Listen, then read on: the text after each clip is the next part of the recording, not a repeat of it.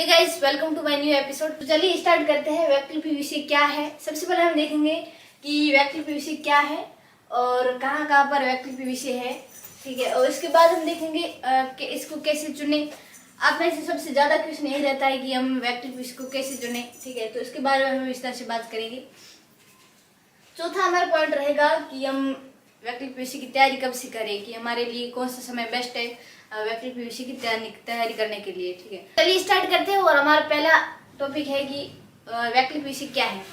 वैकल्पिक विषय क्या है, इसको जानने से पहले मैं आपको बताना चाहूँगी कि यूपीएससी ने 2013 में कुछ मेंस एग्जाम चेंजेस किए हैं।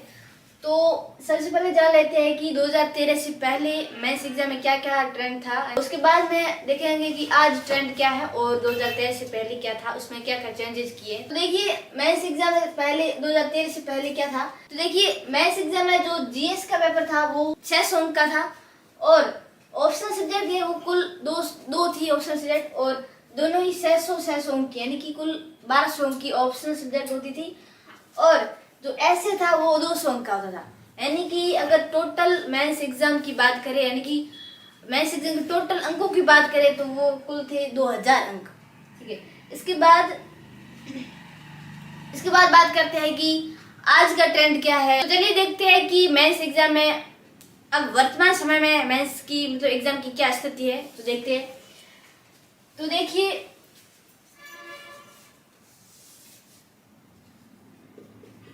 अगर आज की स्थिति की बात करें मेंस एग्जाम की,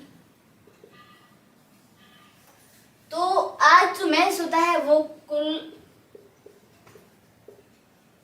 1000 अंक का होता है, ठीक है। यानी कि इसके अंदर तो 4 पेपर होते हैं, जीएस फर्स्ट, सेकंड, थर्ड और फोर्थ, 4 पेपर होते हैं।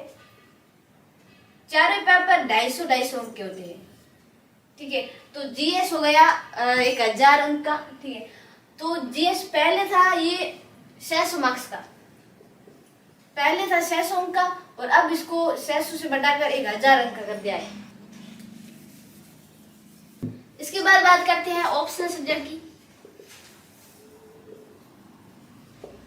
ऑप्शनल सब्जेक्ट 2013 से पहले यूपीएससी में 2 ऑप्शनल सब्जेक्ट चुननी होती थी, ठीक है।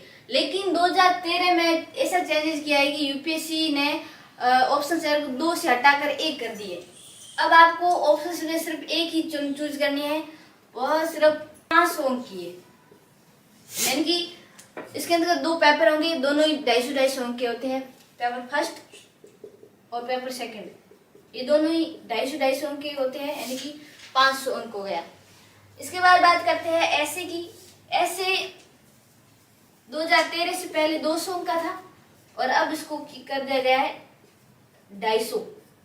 ये चीज थी ऑप्शनल सब्जेक्ट को लेकर कि पहले इसका 2013 से इसका क्या क्या स्थिति थी मेंस एग्जाम की, आज मेंस एग्जाम की क्या क्या स्थिति है। तो आई होप कि आपको ये चीजें समझ आ गई है। अगर टोटल अंक की बात करें तो 2013 से मेंस एग्जाम पूरी मतलब मेंस एग्जाम के टोटल अंक की बात करें तो वो थी 2000 अंक की, ठीक है। और अब है कुल 1750 अंक की। तो ये चीज आपको ध्यान रखनी है। इसके बाद मतलब बात करते हैं कि वैकल्पिक विषय क्या है।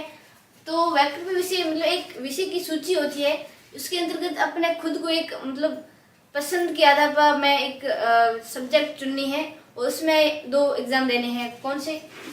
एक वैकल्पिक विषय फर्स्ट और एक सेकंड। ये दोनों एग्जाम में जो विषय हम चूज करेंगे वो उससे हमें ये एग्जाम देने होते हैं।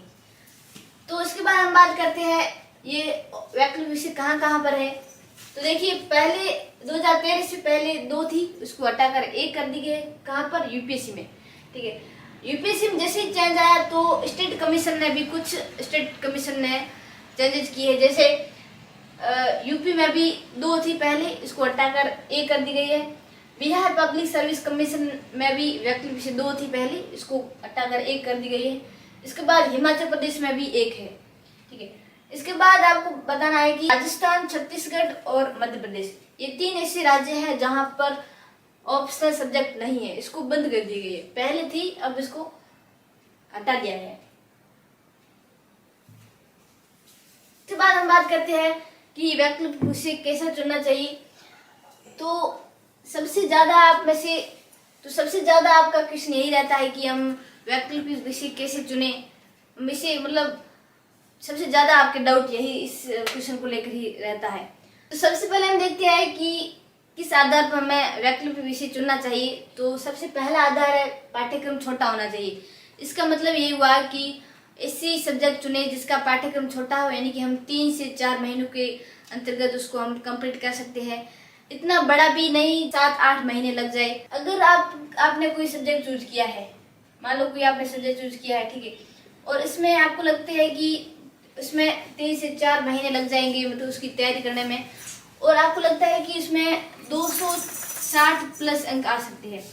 आपको ये चीज़ कहाँ से पता चली है? जब आप मतलब पिछले कुछ सालों से, 4-5 सालों से जब आप देखते हैं कि कुछ टॉप प्रश्न है, मतलब इस सब्जेक्ट में टॉप किया है, मतलब कितने हाईएस्ट अंक है उसके, ठीक है। जब आप ये चीज़ें देखते हैं तो आपको पता चल जाएगा कि मतलब किस सब्जेक्ट में कितने अंक आने चाहिए, कितने आने की संभावना है। जैसे आपने कोई सब्जेक्ट चूज किया है और आपको लगता है कि हाँ इसका सिलेबस बहुत छोटा है और मैं मतलब 3 से 4 महीनों का इसको कंप्लीट कर लूँगा या कर लूँगी, ठीक है, और आपको पता चलता है कि इसमें 260 से ऊपर अंक आने की संभावना है। और दूसरा सब्जेक्ट ऐसा है जिसमें आपको बहुत ठीक ठाक रुचि है, बहुत ज़्यादा इंटरेस्ट नहीं, बहुत ठीक ठाक है, आपको लगता है कि हाँ इसको 5 से 6 महीनों के अंतर्गत इसको अगर पढ़ेंगे तो पूरा हो जाएगा। थोड़ा सा इससे सिलेबस बड़ा है, 5 से 6 महीनों के अंतर्गत हो जाएगा। और इसमें 280 प्लस मतलब अंक आने की संभावना है। तो बेहतर ये है कि आप यही सब्जेक्ट चुने, क्योंकि पाठ्यक्रम बहुत थोड़ा सा बड़ा होते चलता है, क्योंकि यूपीएससी में सबसे ज्यादा चीज मायने रखती है वो होती है अंक, ठीक है। जिस सब्जेक्ट में अंक ज्यादा आने की संभावना है आप उसी सब्जेक्ट को लीजिए जिसमें अंक बहुत ज्यादा आने की संभावना है। जैसे आपको इस सब्जेक्ट में 20 अंक ज्यादा आने की संभावना मतलब बेनिफिट है, तो आप यही सब्जेक्ट चुने, चाहे वो थोड़ा सा बड़ा भी हो तो आपको मेहनत कर लेनी चाहिए। तो ये था सिलेबस छोटा हो और 3-4 महीनों के अंदर पूरा होना चाहिए, बट ज़्यादा अंकों वाला हो तो वो चुने। इसके बाद हम बात करते हैं रुचि। इसके बाद बात करते हैं कि हमें ऐसा सब्जेक्ट लेना चाहिए जिसमें हम इंटरेस्ट हो, बहुत ज़्यादा हमें रुचि हो उसके अंतर्गत। ऐसा विषय भी नहीं लेना चाहिए जिसमें हम मतलब पढ़ने में बहुत ज़्यादा इंटरेस्ट भी नहीं हो, कुछ याद भी नहीं होता हो, तो ऐसी सब्जेक्ट नहीं ले। ऐसी ले जिसमें हमारी सामान्य रुचि हो, यानी कि हम उसको 3-4 महीनों अगर पढ़ ले तो मतलब हम उसके अंदर रुचि बना लेंगे, तो ऐसी सब्जेक्ट चुने। अगर मान लो आपने कोई सब्जेक्ट चुनी है जिसके अंदर आपको बहुत ज़्यादा रुचि है, ठीक है, मान लो आपने कोई सब्जेक्ट चुनी है इसमें आपकी रुचि बहुत ज़्यादा है, ठीक है, आपने इसी आधार पर सब्जेक्ट चुना है अगर कि मुझे वही सब्जेक्ट चुनना है जिसमें मेरा इंटरेस्ट बहुत ज़्यादा है, अगर आपने वो सब्जेक्ट चुना है और आपने पाया है कि मतलब सब्जेक्ट चूज किया है, ठीक है, और आपका उसमें इंटरेस्ट बहुत ज़्यादा है और आपने वो सब्जेक्ट चूज किया है, अब आपको क्या करना है कि 3 या पिछले 4-5 सालों के अंतर्गत क्या कोई टॉपर ने इस सब्जेक्ट में मतलब टॉप किया है, कोई अच्छे मार्क्स हासिल किए हैं, तो ये आपको देखना है, ठीक है। और आपने पाया कि इसके अंतर्गत कुछ खास अंक नहीं आ रहे हैं, मतलब 280 270 प्लस आ रहे हैं, 270 प्लस आ रहे हैं अंक। आपने पाया है कि मेरी एक ऐसा सब्जेक्ट जिसके अंतर्गत मेरी बहुत ज़्यादा रुचि है लेकिन उसमें अंक बहुत खास नहीं आ रहे, ठीक ठाक आ रहे हैं, ठीक है। और एक ऐसी सब्जेक्ट चुनी है जिसके अंतर्गत आपकी रुचि बहुत ज़्यादा तो नहीं है बट ठीक ठाक है कि आप 3 से 4 महीनों के अगर आप पढ़ेंगे तो देखिए कोई भी सब्जेक्ट ऐसे नहीं है कि हम मतलब पढ़ते हैं और हमें उसके अंदर रुचि जागृत नहीं होती है और हमें समझ नहीं आती है। अगर हम पढ़ते हैं 3-4 महीनों में तो हमें वो चीज़ कवर हो जाती है, हम उस सब्जेक्ट को कवर कर लेते हैं, ठीक है। तो आपने कोई सब्जेक्ट चुनी है और उसके अंदर आपकी रुचि ठीक ठाक है, ज़्यादा तो नहीं है बट ठीक है, ठीक है। और आपने जैसे ही पिछले 4-5 सालों में रिजल्ट देखा है, उसकी स्थिति देखी है स्कोर की, तो आपने पाया कि उसके अंतर्गत अंक है वो बहुत ज़्यादा आ रहे हैं।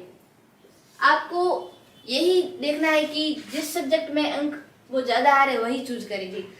और आपने पाया कि बहुत ज़्यादा अंक आ रहे हैं तो बेहतर ये है कि आप बहुत ज़्यादा रुचि वाली सब्जेक्ट ना चुने, वही चुने जिसके अंतर्गत बहुत ज़्यादा अंक आ रहे हैं और आप 3 से 4 महीनों के अंतर्गत ये सब्जेक्ट को आप कंप्लीट कर लेते हैं, तो आप ये सब्जेक्ट चुने, ठीक है। इसके बाद बात करते हैं पृष्ठभूमि की। सबसे ज़्यादा कंफ्यूजन नहीं रहता है कि हमें वही सब्जेक्ट चुनने चाहिए जो हमें मतलब ग्रेजुएशन कंप्लीट किया हो जिस सब्जेक्ट में, क्या हमें वही चुननी चाहिए या फिर कोई दूसरी भी चुन सकती है। तो मैं आप लोगों को बताना चाहूँगी कि आप वही सब्जेक्ट अगर चुनते हैं तो आपको थोड़ा बहुत बेनिफिट होगा। आप जो ग्रेजुएशन जिस सब्जेक्ट से आप कंप्लीट करते हैं, अगर आप वही सब्जेक्ट चुनते हैं थोड़ा बहुत आपको बेनिफिट मिलता है। लेकिन ऐसा जरूरी नहीं है कि आपने मतलब ग्रेजुएशन कंप्लीट किया है जिस सब्जेक्ट में, आप सब्जेक्ट लो या नहीं लो, ये कोई ज़रूरी नहीं है। अगर आपको लगता है कि हाँ वो चीज़ मतलब वो सब्जेक्ट मेरे इंटरेस्ट है और इसमें अंक भी अच्छे आ रहे हैं, पिछले कुछ सालों में अंक इसका स्कोर भी अच्छा है और मेरा इस सब्जेक्ट में बैकग्राउंड भी है, तो आप उस सब्जेक्ट को लीजिए। बहुत सारे ऐसे टॉपर्स हैं जिनके मतलब बैकग्राउंड और जो ऑप्शनल सब्जेक्ट को लेकर कोई लिंक भी नहीं रहता, फिर भी उन्होंने टॉप किया, अच्छे अंक हासिल किए। तो ऐसा जरूर नहीं है कि बैकग्राउंड वाला ही सब्जेक्ट ले, अन्य भी ले सकते हैं। तो ये थी बैकग्राउंड से रिलेटेड बातें। इसके बाद हम बात करते हैं अंक। ऐसा सब्जेक्ट चुना है जिसमें हमें बहुत ज़्यादा अंक आने की संभावना हो। यूपीएससी में बहुत ज़्यादा मायने रखती है एक चीज़ जो होती है अंक। तो आपको अंक के आधार पर ही ऑप्शन सब्जेक्ट चुननी है। तो आपको अंक का निर्धारण कैसे करना है कि आपने जैसे एक सब्जेक्ट चुनी है, आप कैसे पता लगाना है कि ये सब्जेक्ट अंकदायी है या नहीं। मतलब ज्यादा अंक तो सभी में आते हैं लेकिन बराबर नहीं आते, कुछ में ज्यादा आते हैं और कुछ में कम भी आते हैं, ठीक है। तो आपको अंक का निर्धारण कैसे करना है कि सब्जेक्ट के अंतर्गत मुझे ज्यादा अंक आएंगे या अंक आने की संभावना है। तो आपको क्या करना है कि पिछले 4-5 सालों के अंतर्गत आपको देखना है कि जो आपने चूज किए सब्जेक्ट, उस सब्जेक्ट में क्या कोई टॉपर ने 300 प्लस अंक हासिल किए या नहीं। 300 प्लस अंक ही आप वही सब्जेक्ट चुने जिसके अंतर्गत 300 प्लस अंक आने की संभावना हो, ठीक है।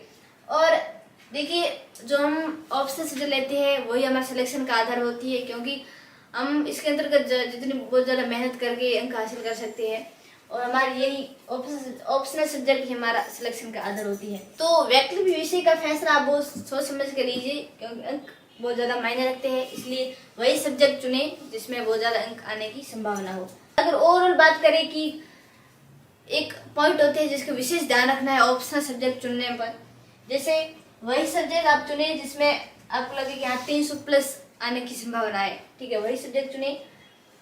और ये मैंने आपको बता दिया है कि बैकग्राउंड हो भी या नहीं भी हो, आपको अगर कंफ्यूजन है तो आप इसको दूर कर लीजिए कि आपको बैकग्राउंड हो या नहीं हो, आप कोई भी सब्जेक्ट चुन सकते हैं। इसके बाद पिछले 5 वर्षों में उसके अंक अच्छे आने चाहिए, मतलब उसका स्कोर अच्छा हो, वही सब्जेक्ट चुने। इसके बाद बात करते हैं कि इसकी मतलब ऑप्शनल सब्जेक्ट की तैयारी कब से स्टार्ट करें, मतलब सही समय क्या है तैयारी करने का। तो देखिए अगर आपने प्रीलिम्स मतलब कवर कर ली है, कंप्लीट कर ली है, और उसके बाद अगर आप ऑप्शनल सब्जेक्ट की तैयारी स्टार्ट करते हैं तो उसमें क्या होता है कि प्रीलिम्स और मेंस एग्जाम में लगभग 4 महीनों का अंतर होता है, गैप होता है, उसके बाद मेंस एग्जाम होता है। तो आप 4 महीनों के अंतर मतलब ऑप्शनल सब्जेक्ट की तैयारी नहीं कर सकते, क्योंकि इसमें कुछ अन्य चीज़ें भी पढ़नी होती है। जैसे हम पिछले जो टाइम में हैंड नोट्स बनाए हैं वो भी वापस पढ़ना होता है, सेल्फ स्टडी से जो भी आपने किया है वो कुछ वापस रिवीजन भी करना होता है। तो इन 4 महीनों के अंतर्गत आपको रिवीजन करना होता है और प्रैक्टिस टेस्ट भी देने होते हैं। मैंने आपको एक वीडियो बताया था कि मतलब प्रीलिम्स के लिए आपको 70 से 80 टेस्ट देने होते हैं और मेंस में आपको प्रैक्टिस करनी है अगर तो आपको 40 से ज़्यादा प्रैक्टिस पेपर देने हैं। तो ये सारे काम आप इसी मतलब समय में आप करेंगे। मतलब प्रीलिम्स होने के बाद जैसे ही मेंस में 4 महीने रहता है तो उसमें आपको रिवीजन करना है, प्रैक्टिस टेस्ट देने हैं 40 से ज़्यादा, और साथ ही साथ करंट अफेयर्स भी देखना है आपको। तो कुछ ज़्यादा भी चीज़ें इनमें देखनी होती है, तो इसके अंतर्गत आप ऑप्शनल सब्जेक्ट तैयार नहीं कर सकते। अगर इतनी कम समय अगर आप तैयार कर भी लेते हैं तो ज़्यादा तैयार नहीं होते हैं, इसमें अच्छे आने की संभावना फिर नहीं रहती है। तो बेहतर है कि आप ऑप्शनल सब्जेक्ट की तैयारी प्रीलिम्स स्टार्ट होने से पहले ही कर लें, ठीक है। जो भी आपने चुनी है ऑप्शनल सब्जेक्ट उसकी तैयारी आप प्रीलिम्स एग्जाम शुरू होने से पहले 2 महीने पहले ही आप उसकी तैयारी कंप्लीट करके और रख देनी है। आपको बस उसका रिवाइज करना है, मतलब उसका रिवीजन करना है कब, जब प्रीलिम्स कंप्लीट होने के बाद जब आपका मेंस होता है तो 4 महीनों के अंदर आपको इसका रिवीजन करना है। तो इसका यही समय है कि आपको प्रीलिम्स से 2-4 महीने पहले ही आपको ऑप्शनल सब्जेक्ट की तैयारी कर लेनी चाहिए। तो इसके बाद अगर बात करते हैं कि हिंदी मीडियम में और कुछ अन्य सब्जेक्ट है ऑप्शनल सब्जेक्ट, उसकी क्या क्या मैक्सिमम मार्क है। तो देखिए 2013 से 2018 के बीच हम बात करेंगे, ठीक है। 2013 से 2018 के बीच हिस्ट्री में मैक्सिमम मार्क है 310, ये मार्क मैक्सिमम मार्क है।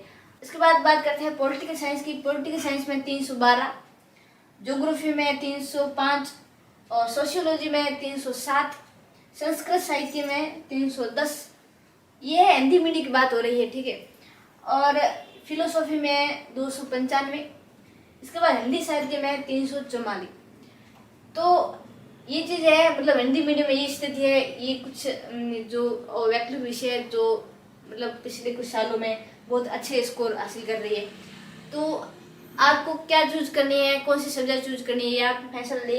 ये है वैकल्पिक विषय की मतलब चूज करने का आधार है। इसके अलावा कुछ और भी चीजें हैं वैकल्पिक विषय को अगर चूज करने से पहले आपको देखनी चाहिए, वो है करंट अफेयर्स से संबंधित ना हो, यानी कि ऐसा सब्जेक्ट जो करंट अफेयर से संबंधित, यानी कि उसका जो पाठ्यक्रम है वो मतलब हर साल, जैसे आपने पिछले साल उसका आंसर अलग लिखा तो अब अगर लिखेंगे थोड़ा अलग लगेगा, क्योंकि उसके अंतर्गत करंट अफेयर्स की चीजें आ गई है, ठीक है।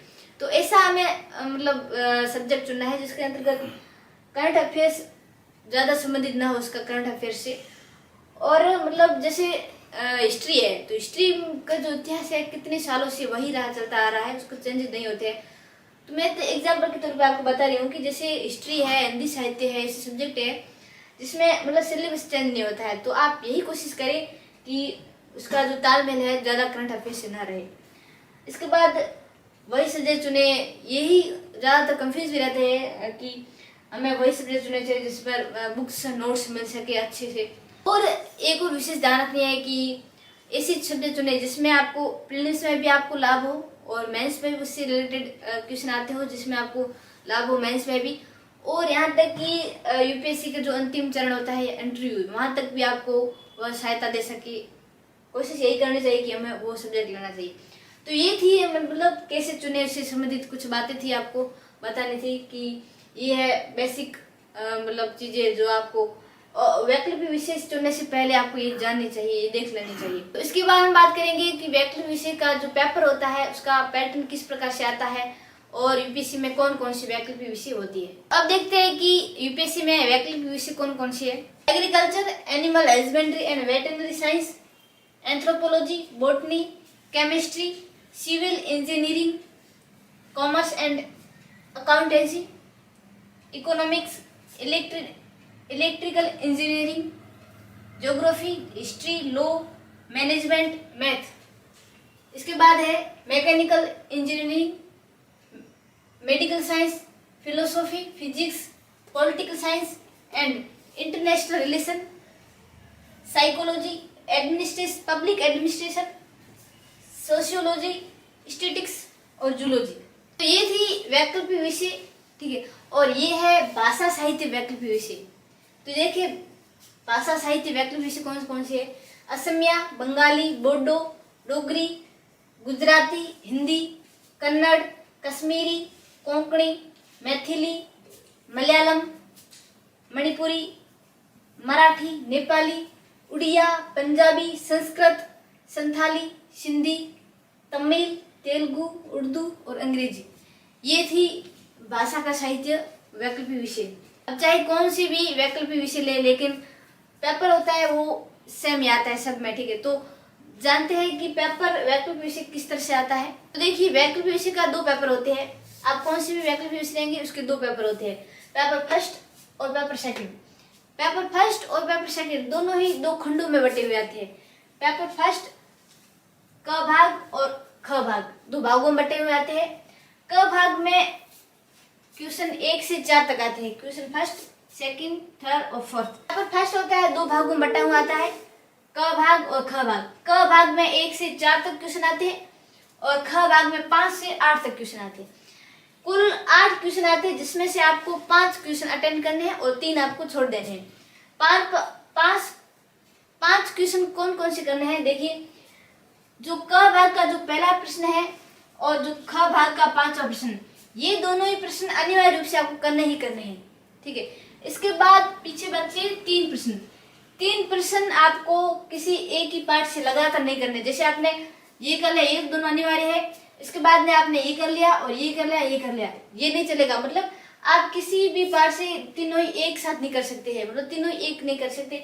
या आपको एक तरफ से एक करना है और दूसरी तरफ से आप कोई भी कर सकते हैं। छठा कीजिए, आठवां कीजिए, सातवां आठवां कोई भी 2 कर सकते हैं। या फिर आप इधर से 1 कीजिए और इधर से 2 कीजिए। आप लगातार 3 नहीं कर सकते, नहीं इधर से करेंगे और नहीं इधर से करेंगे, ठीक है। और विशेष ध्यान रखना आपको कि यहाँ से पहला प्रश्न और 5वां प्रश्न अनिवार्य है, अनिवार्य से आपको करना ही करना है। कोई 5 प्रश्न करने हैं, लगातार कोई 3 प्रश्न नहीं करने हैं। इसके बाद प्रत्येक प्रश्न आता है वो 50 अंक का होता है। और आपको पता ही है कि एक जो पेपर होता है वो कुल 250 अंक का होता है। जैसे ही फर्स्ट पेपर होता है वैसे कि वैसे सेकंड पेपर होता है। ये भी 2 भागों में बटा हुआ आता है, भाग क और भाग ख। इसमें भी भाग क में 1 से 4 प्रश्न होते हैं और भाग ख में 5 से 8 क्वेश्चन होते हैं। पहला और 5वां इसमें भी दोनों ही अनिवार्य रूप से आपको करने हैं। और 3 पीछे बचे वो किसी एक पार्ट से लगातार नहीं करने हैं। आपने 2, 3, 4 कर लिया या फिर 6, 7, 8 कर लिया, ऐसे नहीं करने आपको। दोनों पार्ट से या फिर एक पार्ट से 1 करना है, दूसरे पार्ट से 2 करने हैं, या इधर से आपने 1 कर लिया तो इधर से आपको 2 करने हैं। तो ये थी मतलब पेपर किस तरह से आते हैं। आप कोई भी वैकल्पिक विषय ले, पेपर पैटर्न यही रहता है, लगभग सारे विषय में यही रहता है, ठीक है। तो ये थी वैकल्पिक विषय को लेकर ये सारी चीजें। तो ये था आज का एपिसोड। तो आज का एपिसोड यही खत्म करते हैं, मिलते हैं आपसे अगले एपिसोड में।